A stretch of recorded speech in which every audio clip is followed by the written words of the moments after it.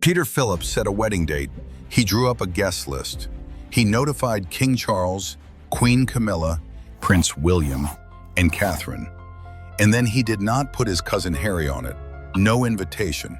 No conversation about whether one might be appropriate. Just a simple absence where a name might once have appeared naturally. For those of you who follow the real shape of this family, not the headlines, but the actual human geography of it, welcome.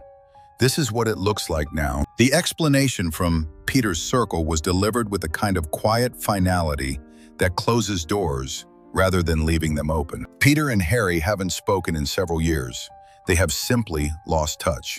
There was no dramatic falling out detailed for the press, no grievance cited, no blame assigned. Just the ordinary drift that happens between two people when one of them has chosen a life that no longer intersects with the other's world. The simplicity of that explanation is itself a statement.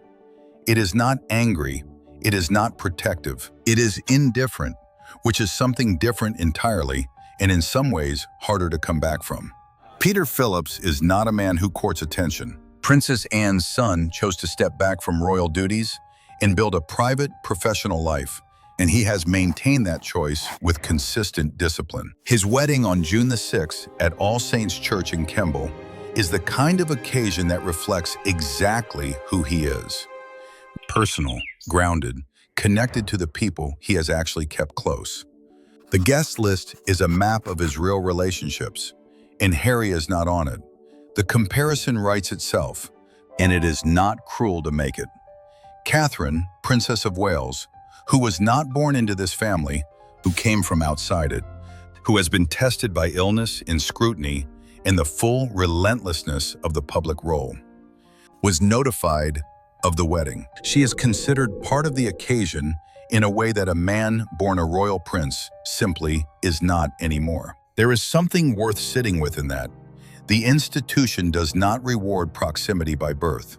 It rewards the decision to stay, to show up, to absorb what the role demands without narrating the cost to the world. Andrew and Sarah Ferguson were also left off the guest list, but for reasons that have nothing to do with estrangement. Their presence, the reports explained, would overshadow Peter and Harriet's day. That is a practical calculation about optics, not a statement about belonging. Harry's absence is a different kind of thing entirely. One writer covering the story noted that Harry no longer naturally fits into the royal world, and then said the saddest part was how unsurprising that had become. That observation lands quietly and heavily. The surprise would have been the story. The lack of it is the story now. On June the 6th, photographs will come out of All Saints Church, showing the people the royal family considers its present and its future. William will be there. Catherine will be there. The people who stayed, who chose the role, and kept choosing it through everything, will be in those photographs. Harry will be in California.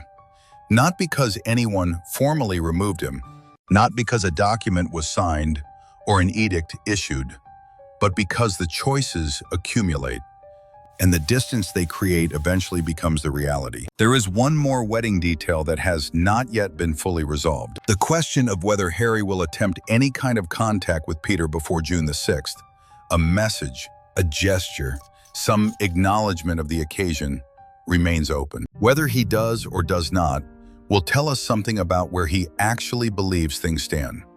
Is this wedding snub the final, irreversible confirmation that Harry has left his royal family behind for good?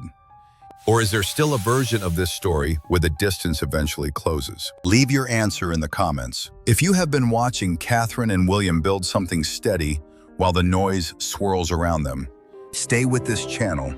There is more to come.